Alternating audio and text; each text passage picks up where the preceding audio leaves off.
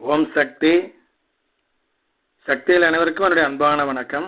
சக்தியிலே மருது பாண்டியனுடைய மகன் அந்த குழந்தை இருக்குது பாருங்க, அது இப்போ வயசு ஒரு 3 இருக்குதுங்க.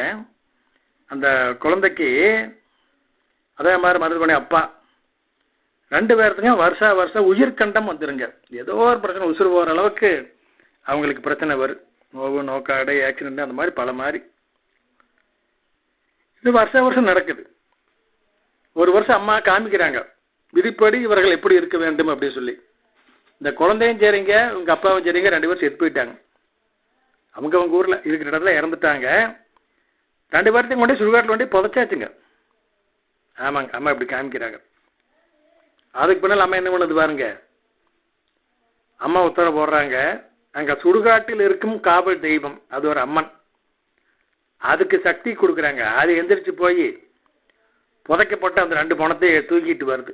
தூக்கிட்டு உயிர் கொடுத்து தூக்கிட்டு வருதுங்க. இப்போ 2 பேர் உயிரோடு இருக்கிறாங்க. கொண்டு வந்து அம்மா அம்மாவால் நிறுத்திடுச்சு. அம்மாவோட கொண்டு வந்து நிறுத்தும் பொழுது அந்த கொண்டு வந்த தெய்வமே அம்மாவாக மாறி நிற்கிதுங்க. அதுக்கு பின்னால் இங்கே 2 பேர் நல்லா இருக்கிறாங்க. எப்படி பாருங்க, அம்மா கரண்டி கொண்டு எப்படிலாம் செய்கிறாங்க பாருங்க. சக்தியில் விதிப்படி அப்படி நடக்க வேண்டியதை மாற்றி உயிரோடு வச்சுட்டு இருக்கிறாங்க. இப்படி செவ்வாடை கூட்டமாக பெரும்பாலும் இப்படி தான் இருக்குதுங்க. நிறையா எல்லாம் ஃபீஸ் போன கேஸு தானுங்க. அம்மா கருணையினால மறுபடியும் ஆயில் நீட்டு போய் செய்யப்பட்டு வண்டி ஓடிட்டு இருக்குதுங்க. அதில் நானும் ஒருத்தனுங்க. சக்திகளே, ஓம் சக்தி.